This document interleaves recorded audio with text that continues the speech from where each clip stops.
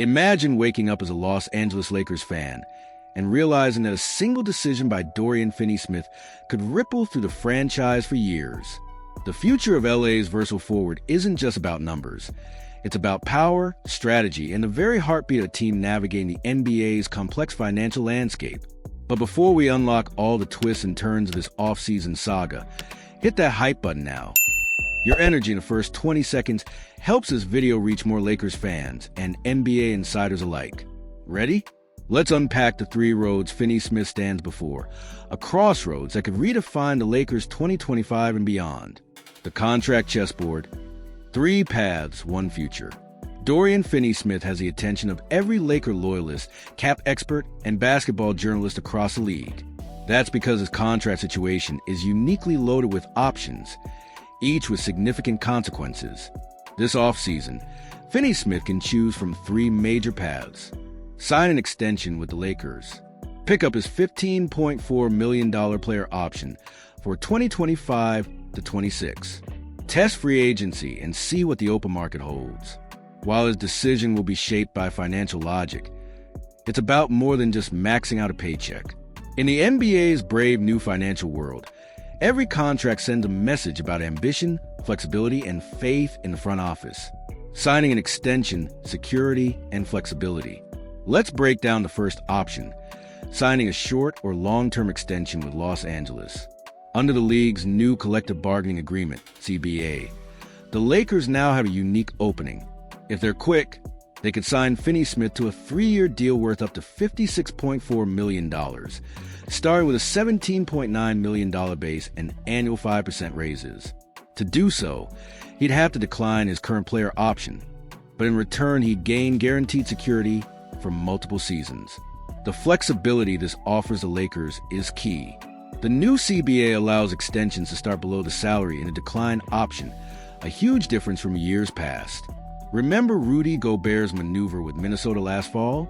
He declined a mammoth player option and re-signed for less per year, helping his team stay competitive under the salary cap's aprons.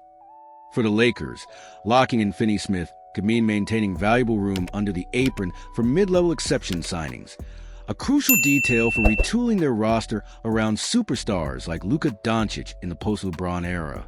In this option, Finney-Smith gets long-term security. The team gets extra maneuverability. On paper, it seems like a win-win, but there's a catch. Guaranteeing money to Finney-Smith could squeeze the Lakers' flexibility as they look for a star partner for Doncic in 2026. If all parties agree, he could ink a 4-year, $93.6 million extension right before the new NBA year, making a bold commitment to being part of the Lakers' future. Opting in, the safe bet for both sides. Option 2. Finney-Smith picks up his $15.4 million player option for next season. On the surface, this feels like the simplest move, especially for risk-averse players. Take the guaranteed money and reassess the market later, especially with the NBA's cap situation so uncertain this summer. The only team with significant cap room is the Brooklyn Nets. Everyone else, including big pursuers like the Miami Heat and Clippers, is keeping their wallets relatively closed for what many expect will be a more loaded 2026 free agency. From the Lakers' standpoint, having Finney-Smith on an expiring deal keeps the books clear. It means they won't have lingering multi-year cap hits, setting them up for maximum flexibility when searching for Doncic's running mate post-LeBron. For Finney-Smith, the opt-in path provides security now, but may limit his earning potential long-term if he doesn't secure an extension later. There is some upside. If he opts in, he becomes eligible for a 4-year extension worth up to $96.5 million once the new NBA year begins. But would the Lakers commit that much to a role player? It's a big gamble when team priorities could swing after one more year, especially if titles are still on the agenda. Testing free agency, the high-risk, high-reward gamble. Now, for the boldest move, rejecting the known and rolling the dice on free agency. For Finney-Smith, this would mean foregoing the comfort of a sure deal and banking on interest from the wider league. Is the risk worth the potential reward? This market is brutally tight. Only the Brooklyn Nets have true cap space, and they may not use it to chase mid-tier veterans during a slower, longer-term rebuild. Complicating things further, expensive sign-and-trade deals with hard cap any team that acquires him, limiting roster moves elsewhere. Is Finney-Smith the type of player a contender would restructure its finances for? The brutal answer, possibly not. There's a cautionary tale hidden here. Last summer, players like Gary Trent Jr., Tyus Jones, and Torian Prince gambled on more lucrative free agent outcomes and landed on one-year veteran minimum deals. Unless you're a certified star, free agency can be an unforgiving place, especially in this climate. According to a veteran agent's quote for ESPN's Brian Windhorst, "I've never seen a free agency where only one team has real cap space in my career. These free agents are F-ed. Not the kind of odds you want to stake your livelihood on." The Lakers' perspective, long-term vision versus current needs. For LA, Finney-Smith's decision will directly impact the front office's path forward. With LeBron James nearing the end of his incredible career, the team's priorities are shifting. They want to stay relevant now while planning for the Doncic era later. Every dollar committed to a defensive-minded role player is a dollar that can't be spent luring a superstar co-star in 2026. If Finney-Smith takes the extension route, the cap hit could hurt any future big fish signings. Opting in preserves flexibility.